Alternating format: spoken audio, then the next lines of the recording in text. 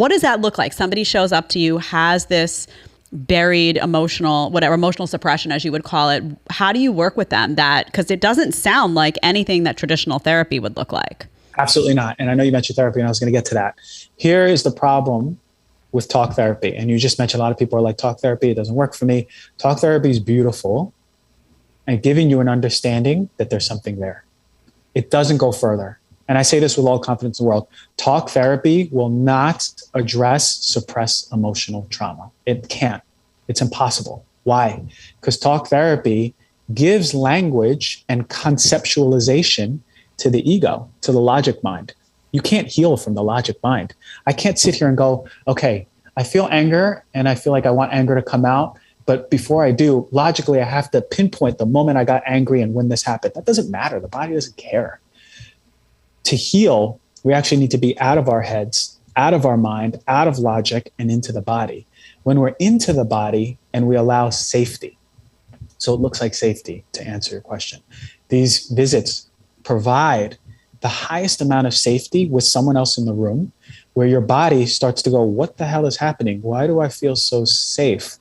You mean I can actually feel? And then it starts unraveling. The safety provides the body healing the way that it knows how to. You and I never question when your kid is playing soccer, falls on the floor and cut his or her knee. We don't question the scab. We don't question the new skin. We don't question the full healing process. We just notice it. The body knows how to do the same exact thing with emotions. The problem is that when our compensative mechanisms come in to protect us, that is the same thing as us picking on that scab physically and not allowing that wound to heal. This process allows the body's protective mechanisms to go on lunch break, to go away for a little bit, and then expose those unlovable emotions. And they're unlovable, not by me or not by society, but by you. You deem them unlovable. You got to be gutsy to do that. You got to be gutsy to do. I mean, I even find that truthfully, like I am terrible at meditating. I know the value of meditation. I know intellectually that it's good for me, but I have a really hard time settling in and being able to meditate. I'm blocked. That's the only way I can say it. And you're not blocked. I feel blocked. Let's say that. Doc, I feel really blocked. I'm just going to say. Do you know what that is, Jedediah? That's your compensative mechanism. Oh, I'm sure. And I'm sure mine is like yourself. Here, Yeah. And I want to ask you about a little bit related to that, a concept that's brought to my attention a lot. It's something that I felt when I got my Lyme disease diagnosis. I was really superficially very healthy. I mean, I was eating well. I got bit by a tick. I didn't even notice it. I got a late stage diagnosis. It sent my body into upheaval. I was functional. I was working. I was on camera at the time. So people were like, oh, she's fine. But inside I was a mess. I had vertigo. My gut was imbalanced. Crazy stuff was neurological, weird stuff was going on. And one of the negative effects of that was that I began to distrust my body. I became this person that was then looking at my body as, I don't know this body. Like I had a body I understood before. Now I've had this thing go on. And there was a distrust. There was a break where I didn't know when I would encounter something. I was always like, I don't know how my body's going to handle this. I don't have the faith that I have before. And that was a huge impasse for me that I had to overcome. And I find that a lot of people that have autoimmune disease or are diagnosed with, I say autoimmune, I don't know if they actually have autoimmune. Sometimes I think that's a diagnosis that's not accurate in the medical establishment because that's what they tell you when they don't know what's going on. Sometimes they haven't really done the digging. But regardless as to what's going on in a person's body that's chronic, they've developed this distrust of their body. Have you ever seen that in your patients? And is that something that you feel people can overcome and that's necessary to overcome to actually heal the body? Mm-hmm. Yeah, 100%. An understanding of what the body's doing is essential for healing. Your body is never failing you. Your body is actually creating the exact manifestation of what it needs to in order to be in balance and to continue survival. Your body's only job right now is surviving, right? The organism needs to survive, and it's doing everything in its process to create that. So when you ask me about disease, or anyone asks me about disease, I don't believe disease is just a mistake.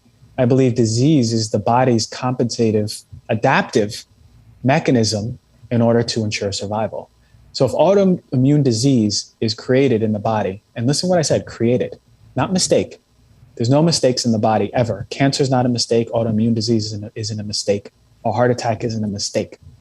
It is an adaptation to the conditions that we give the body throughout our life.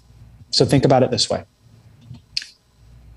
Is high cholesterol a mistake? Is clogged arteries a mistake? No. And here's why.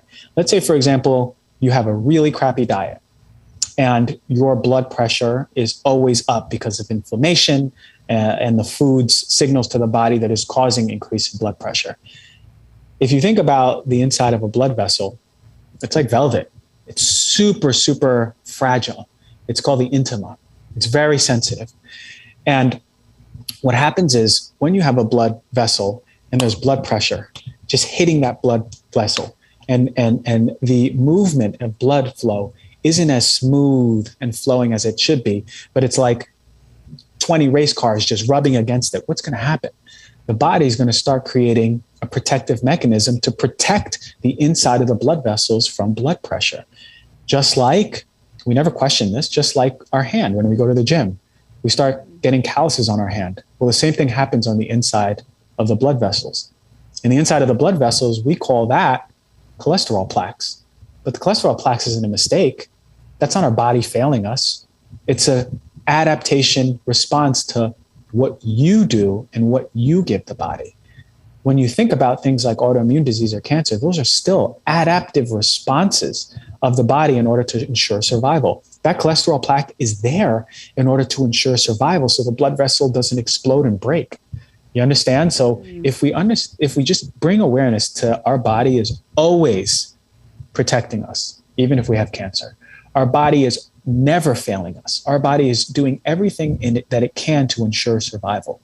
Now, there's a spectrum.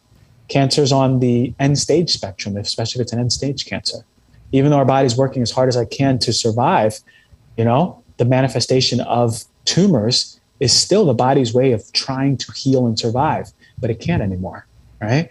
But still, if you have something like high blood pressure, understand your body's starting to create cholesterol plaques for a reason. If you like the short clip, you can catch another one here, or you can catch the full episode right here.